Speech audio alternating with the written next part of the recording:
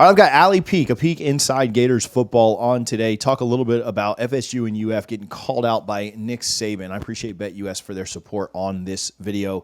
Allie, I feel like Florida State got a little bit skated by, and they just spent all the time on UF, which maybe that's good, maybe that's not. Maybe Florida State needed a bigger call out to change some things.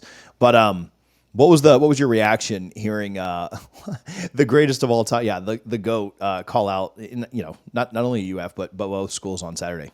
I just kind of feel like I said this on my channel. I kind of feel like if you are getting called out by somebody whose face belongs on the Rushmore of college football, you better listen, right? Like, he knows what he's talking about. It made me want to be like, hey, so can we throw him $1 million to come to UF for a couple weeks and just do like the restaurant rehab, except do like college football program rehab here, and tell us where our deficiencies are. I kind of think you and I could go in there and tell them what our deficiencies are, but like maybe they'd listen if it was Saban.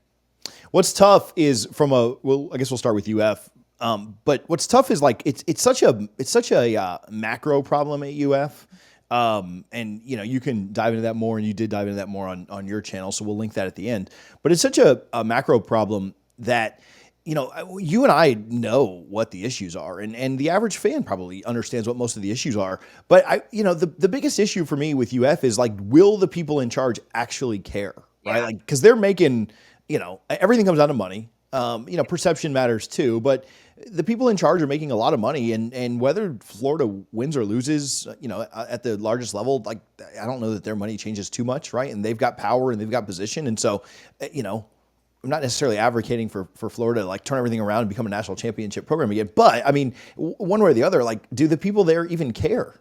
Well, you know what's wild is that I had somebody tell me, and I didn't even say this on my channel, so this is an exclusive for your channel, but I had somebody tell me that they were at a party a couple of years ago, and that somebody that works within Florida's athletic department, it was not the athletic director, but someone that works within the program, said something to the effect of, well, I mean, we could be 3-7 or we could be 12-0, and the money spends the same, right? And so made a statement basically like exactly what you're saying. We don't care if we win or lose as long as we bring in the amount of money that we bring in. And I do think that the university employees, the UAA employees, their performance is graded based on the amount of money that they generate for the university, not tied to wins and losses. And so I think they think, hey, as long as we can continue to generate the donations that we've had, we're doing our job. And, so then that means the only way to spark change is for them to not bring in the donations that just sign off on another year for all of them. Yeah. The coaches' performance is obviously tied. Like, they talked about the 4 coaches that have not found a ton of success. Actually, they defended Mullen a little bit, but they talked about the coaches that have been fired, or we assume, Napier will be fired at some point this year. But their success is tied to that. And people always make jokes about like coaches like, oh, just playing for the buyout, right? Like, they don't but I think coaches have too much pride to really do that. Yeah. I'm so not a believer that but that is what the UAA is doing, is what you're telling me. Like, not necessarily trying to lose, but like just very apathetic. One way or the other is very much what it appears. And, I have defended Coach Mullen over the years and kind of gotten a lot of grief for it. I know him personally because he coached my husband, but I also know about some of the behind the scenes stuff that was going on when he was there. I'll give you a very simple example, right? I will get right back to chatting with Allie, but first, I do want to give some love to our friends over at BetUS. Make sure that you go to BetUS right now and use our code YouTube150. That's YouTube150 to get a 150% deposit bonus on your first deposit. You'll get 125% on your next 2 deposits, and all of that is up to $2,000. They got the best lines in the game. They've got a great customer service. You get a welcome call the first time you deposit, and then a dedicated account manager. They're a great sports book that I've really enjoyed partnering with this year, so make sure you're betting at BetUS. He wanted black jerseys. He went on the Gators speaking tour talking about how recruits want black jerseys. So that's something that he's going to make happen because he thinks it'll help recruiting. And I remember him getting a little bit of pushback from some of the older fans. We like the traditional stuff. And he says, hey, listen, I want guys to play here. And if it takes black jerseys, I'm down for it. And then black jerseys never happened under Dan Mullen's tenure. And I have asked people that were around at that time while it was going on, and they were saying the UAA doesn't like black jerseys. The UAA doesn't want to let them have black jerseys.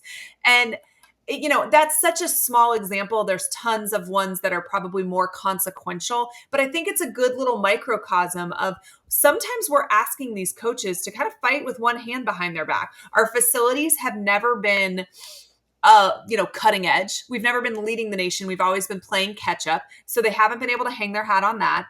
You're going to say no to silly things like a black alternate jerseys. And listen, that's not my favorite either. But if it makes an 18-year-old kid super hyped to come to, on a visit, whatever, let it happen.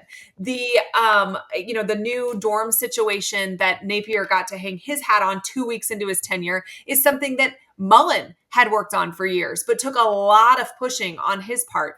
The fact that Napier had to, have an act of God to get parking for players in front of our stadium. And they talk about how that makes such a world of difference. But damn, players have been getting their cars booted for as long as I can possibly remember. How is it that we have not thought to address that problem until then? And that's a UAA problem. That's not a coach problem. Napier is the person that came along and pushed enough to fix it. But the UAA should have addressed that years ago.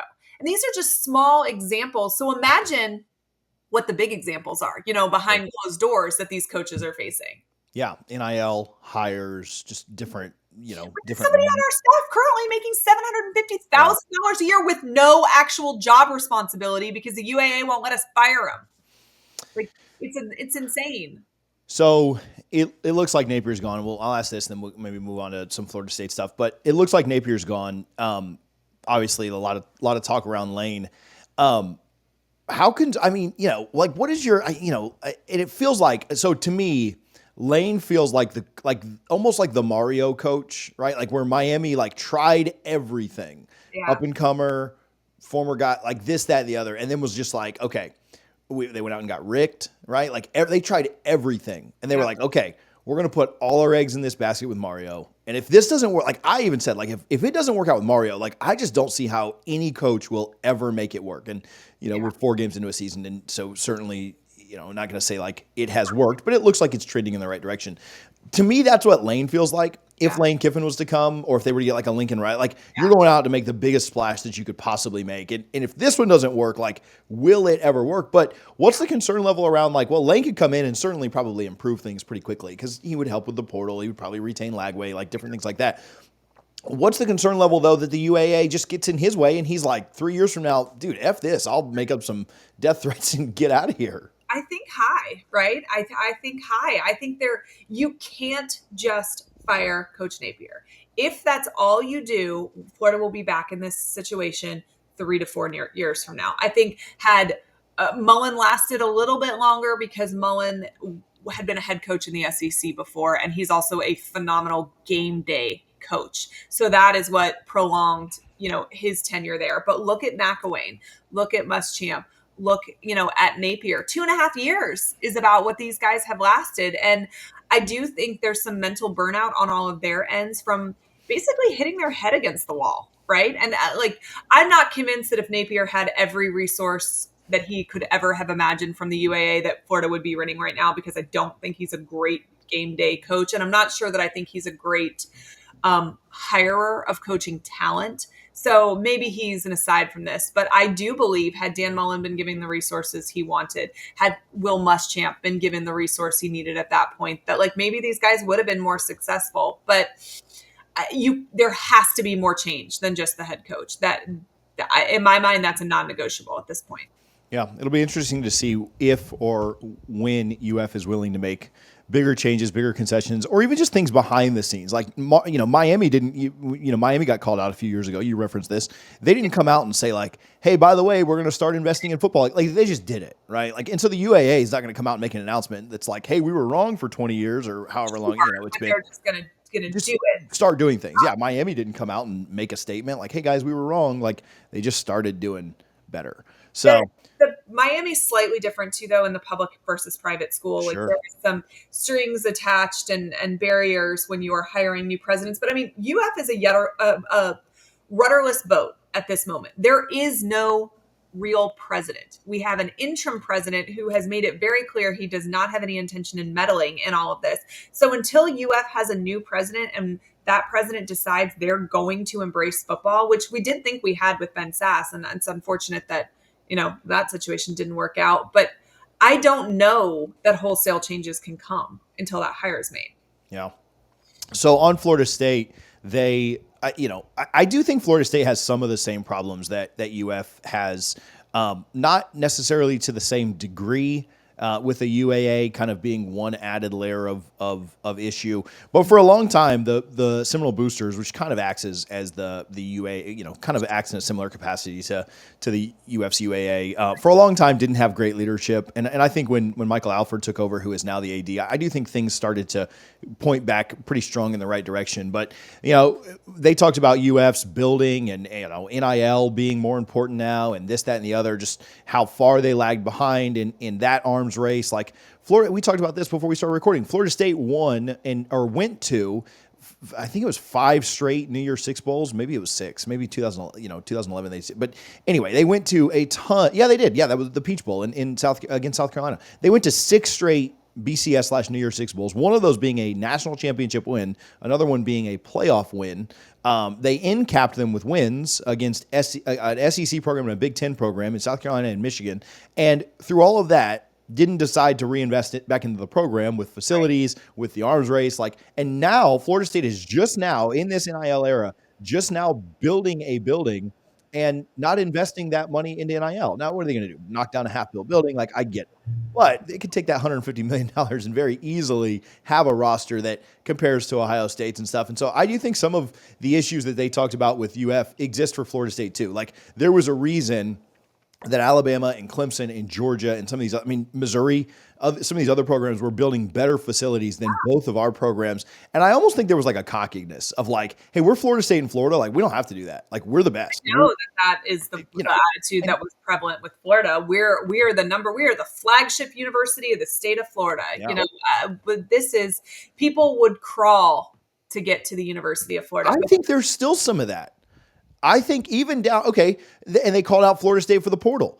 I think that in some of Florida State's roster construction, I don't think they think they're Georgia by any means, but I think I think some of the folks in the not the admin offices like the athletic director and stuff like that, but some of the staff offices at FSU football, I think some of them think no, we don't need to offer that much money because we're Florida State. And if they want that, Florida State's had a lot of bad. Last year was really good, but Florida State's not been that program since Jameis left. They've not been that program.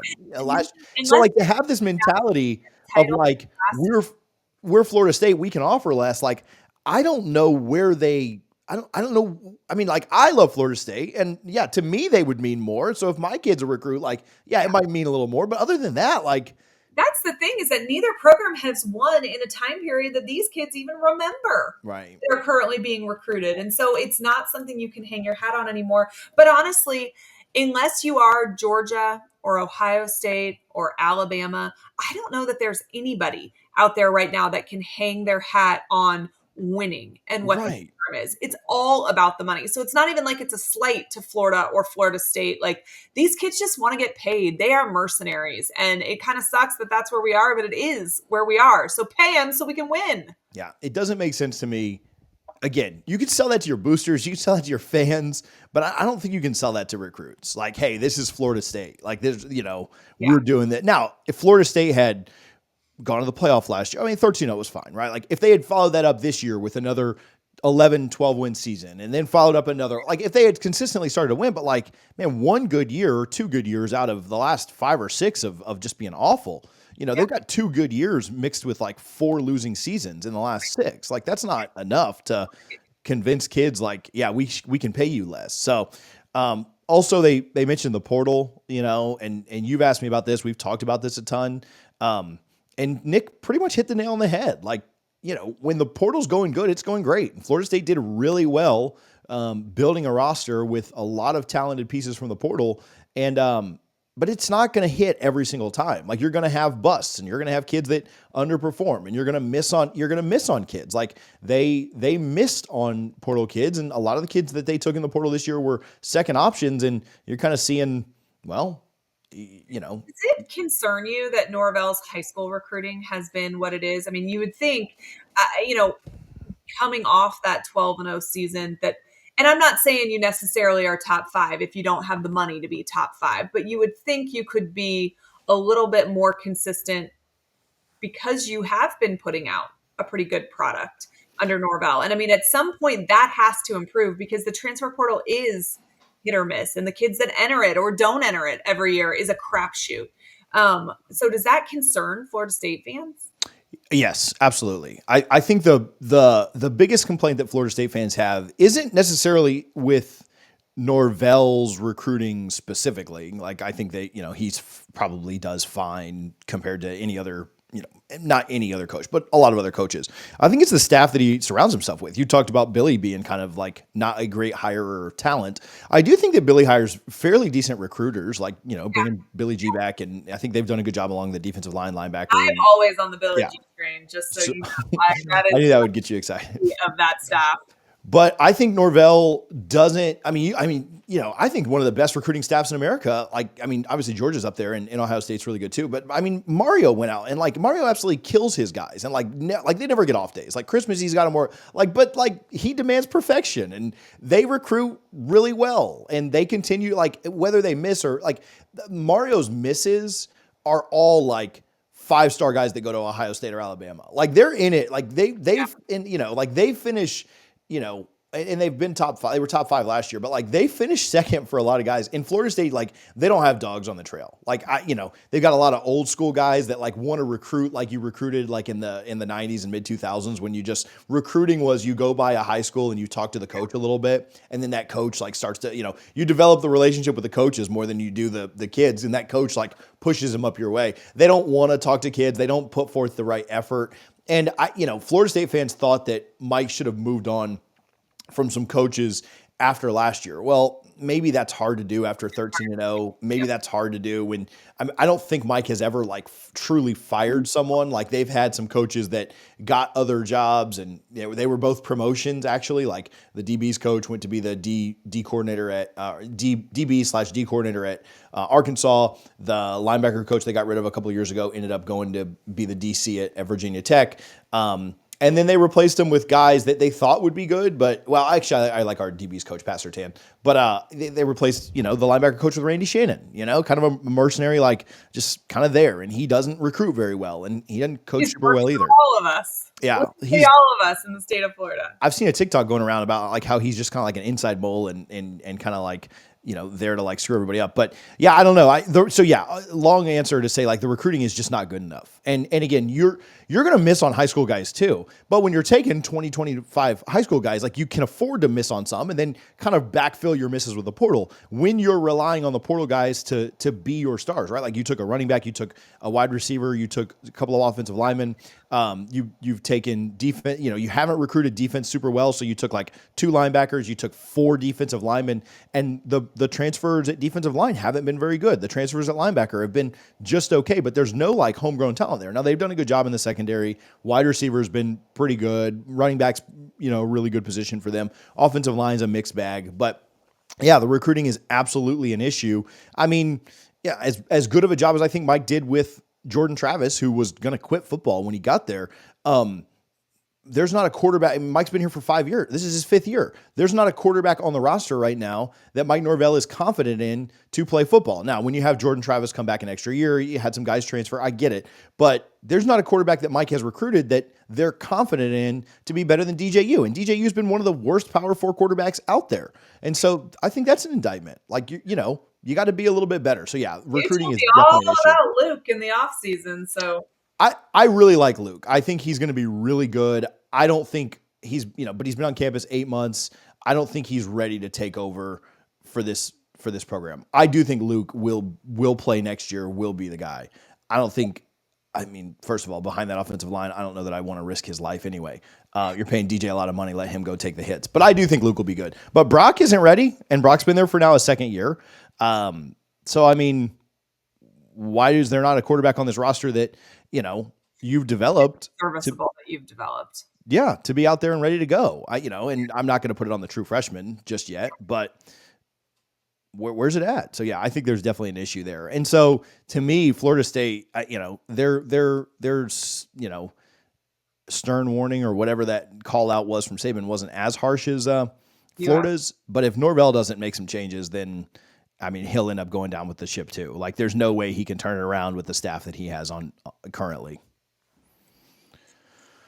Not a good day to be a Gator or a Seminole. This, I guess at least misery loves company. So. Yeah, well, at least you guys have a bye week this week, so you can't be hurt. Although we said that a couple of weeks ago, and we had our best two defensive line kids committed, and we had like 2 injuries in practice. So don't let the bye week trip you up. So Allie, where can folks? I literally tweeted, I'm thankful that I'm safe from the Facebook. Mark's safe from FSU football, and then kid decommitted like 3 hours later, and another kid got hurt in practice. So don't make any jokes about the bye week. Allie, where can people follow you? Where can they find your work? You can find me on YouTube, a peek inside Florida Gator football, or you can find me on Twitter, Allie, ALI_peek, PEEK. Awesome. I appreciate you for hanging out. Again, appreciate BetUS for their support. You can check out Allie's thoughts on her video by clicking on the screen right now.